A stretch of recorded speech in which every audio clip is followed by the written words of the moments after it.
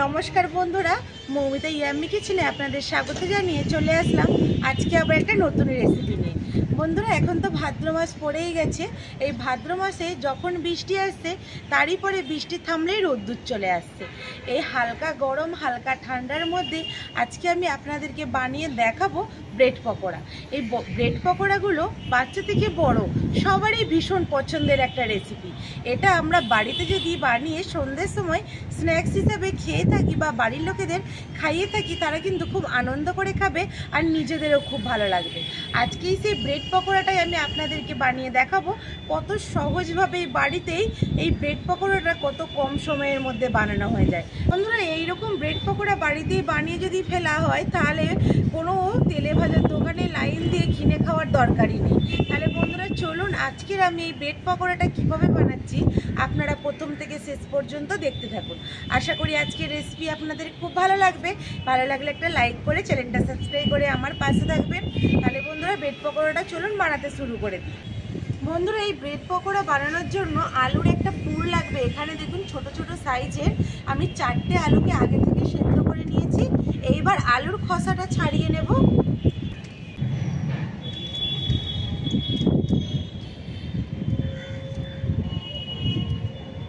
বন্ধুরা, এখানে আলুর খোসাটা আমি পরিষ্কার করে ছাড়িয়ে নিয়েছি। আলুর মধ্যে এখন আমি একটু মশলা উপকরণ অ্যাড করে নেব। এর মধ্যে এখন আমি দেব একটু লবণ। লবণটা স্বাদ মতো দিয়ে দিয়েছি। এইবার আমি এখানে দেব পরিমাণ মতো একটু হলুদ গুঁড়ো আর দেবো একটু লঙ্কা গুঁড়ো। লঙ্কাটা আপনারা কম বেশি করে দিয়ে দিতে পারেন। আর দেবো এখানে অল্প একটু জিরের গুঁড়ো আর দেবো অল্প একটু শাহি গরম মশলা। এইবারে এখানে যে শুকনো উপকরণগুলো দিয়েছি এইগুলো দিয়ে আলুটা খুব ভালো করে একটু মাখিয়ে নেব।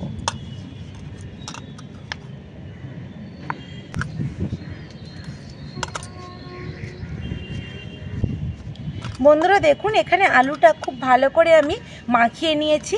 আর আলুর কালারটা দেখুন কতটা সুন্দর হয়েছে। এইরকমভাবে যতটা সুন্দর আলুর পুরটা হবে ব্রেড পকোড়াটাও ঠিক ততটাই সুন্দর খেতে লাগবে। আলুর পুরটা এখানে একদম রেডি হয়ে গেছে। এটা সাইডে এখন সরিয়ে রেখে বাকি কাজটা করে নেব।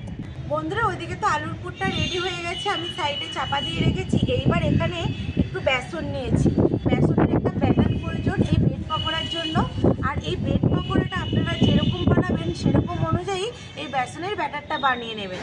এখানে আমি পরিমাণ মতো বেসন নিয়েছি। এর মধ্যে একটু উপকরণ দিয়ে দেব একটু লবণ আর দেব একদম অল্প পরিমাণে একটু হলুদের গুঁড়ো। আর ব্যাটারের স্বাদটা যাতে খুব ভালো আসে তার জন্য একটু লঙ্কা গুঁড়োও দেব। এইবার এখানে আমি জল দিয়ে দেব। জল দিয়ে খুব বেশি পাতলা নয়, একটু ঘনত্ব ব্যাটারটা বানিয়ে নেব।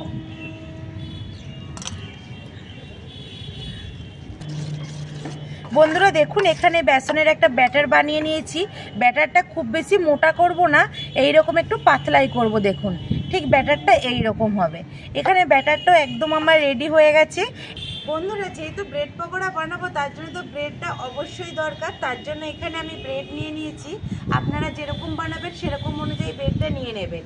এখানে এবার একটা একটা করে আমি ব্রেড নেব। আর এইখানে যে আলুর পুরটা বানিয়েছিলাম এই পুরটা অল্প অল্প করে দেব এই ব্রেডের মধ্যে দিয়ে। আর একটা ব্রেড আমি চাপা দেব। আমি আপনাদেরকে দেখিয়ে দিচ্ছি কিভাবে বানাচ্ছি। বন্ধুরা, এখানে প্রথমে আমি একটা ব্রেড নিয়ে নিয়েছি। এইবারে যে আলুর পুরটা আমি বানিয়েছিলাম এই পুরটাকে ঠিক এইভাবে একটু হাতের মধ্যে ছড়িয়ে নিতে হবে। তারপরে হাতের মধ্যে একটু জল লাগিয়ে নিতে হবে।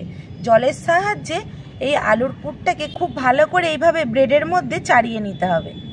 দেখুন বন্ধুরা, কত সহজেই বানানো হয়ে যায় এই ব্রেড পকোড়াটা। আমরা কত লাইন দিয়ে দাঁড়িয়ে কিনে খেয়ে থাকি অনেকটা দাম দিয়ে, কিন্তু খুব বেশি টাইমও লাগবে না আর খুব বেশি খরচাও নেই। বাড়িতেই কত সহজেই বানানো হয়ে যাবে। এই দেখুন আলুর পুরটাকে কত সুন্দরভাবে চাড়িয়ে নিয়েছি। এবার ওপরটাতে ঠিক এইভাবে একটু জল দিয়ে দেব। দিয়ে আর একটা এখানে ব্রেড নিয়েছি। ব্রেডটাকে ঠিক বসিয়ে এইভাবে একটু চেপে দেব।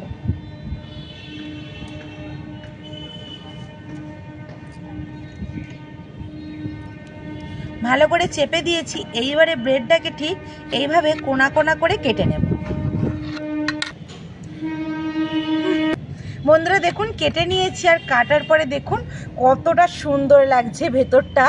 এই লাল আলুর পুরটা আর ব্রেড যে সাদাটা রয়েছে এতটা সুন্দর লাগছে দেখতে। এই দেখুন এখানে দুটো ব্রেড পকোড়া একদম রেডি হয়ে গেল। এটা এখন একটা থালার মধ্যে তুলে বাকিগুলো আমি ঠিক একইভাবে বানিয়ে নেব। বন্ধুরা একটা তো বানিয়ে দেখালাম, আবারও এখানে আমি একটা ব্রেড নিয়েছি। ব্রেডের মধ্যে আলুর পুরটাকে আবারও এইভাবে একটু ছড়িয়ে দিয়ে দেব।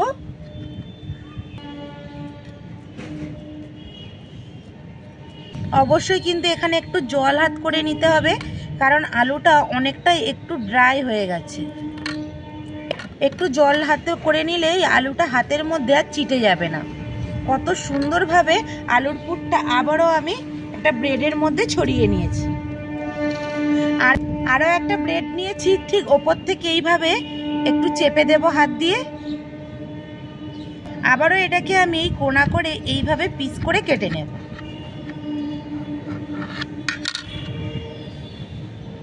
দেখুন বন্ধুরা এখানে আরও একটা ব্রেড পকোড়া বানিয়ে নিলাম, আর দেখুন কত সুন্দরভাবে ব্রেড পকোড়াগুলো বানানো হচ্ছে। এইভাবে প্রত্যেকটা আমি বানিয়ে নেব। বন্ধুরা দেখুন এখানে ব্রেড পকোড়ার শেপগুলো কত সুন্দর বানিয়ে নিয়েছি, আর কতগুলো হয়েছে দেখুন। আর এদিকে উনুনটা ধরিয়ে কড়াও বসিয়ে দিয়েছি। কড়ার মধ্যে এখন সাদা তেল দেব।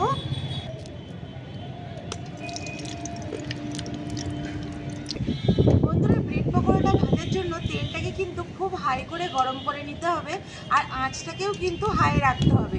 লো আঁচ রাখলে এই ব্রেড পকোড়ার মধ্যে তেল টেনে নেবে, তখন ব্রেড পকোড়াগুলো খেতে ভালো লাগবে না। এখানে তেলটা খুব ভালোভাবে গরম হয়ে গেছে। একটা ব্রেড পকোড়া নিয়ে নিয়েছি, আর এখানে যে বেসনের একটা ব্যাটার বানিয়ে রেখেছিলাম ঠিক এর মধ্যে এইরকমভাবে এপিট ওপিটটা একটু বেসনের এই ব্যাটারের মধ্যে ডুবিয়ে নিয়েছি। এখন গরম তেলের মধ্যে ছেড়ে দিতে হবে। আরও একটা এইভাবে বেসনের মধ্যে দিয়ে এইভাবে গরম তেলের মধ্যে ছেড়ে দিয়েছি। বন্ধুরা দেখুন এখানে উল্টে পাল্টে ব্রেড পকোড়াগুলো ভেজে নিচ্ছি। বন্ধুরা এখানে ব্রেড পকোড়াগুলো ভাজা হয়ে গেছে। দেখুন কত সুন্দর একটা ব্রাউন কালার করে ভেজে নিয়েছি। এইবারে ব্রেড পকোড়াগুলো তুলে নেব। তেল ঝরিয়ে একটা প্লেটের মধ্যে তুলে নিচ্ছি। আবারও এখানে ব্রেড পকোড়া নিয়েছি, এইভাবে বেসনের এই ব্যাটারের মধ্যে ডুবিয়ে একইভাবে সবগুলো ভেজে নেব।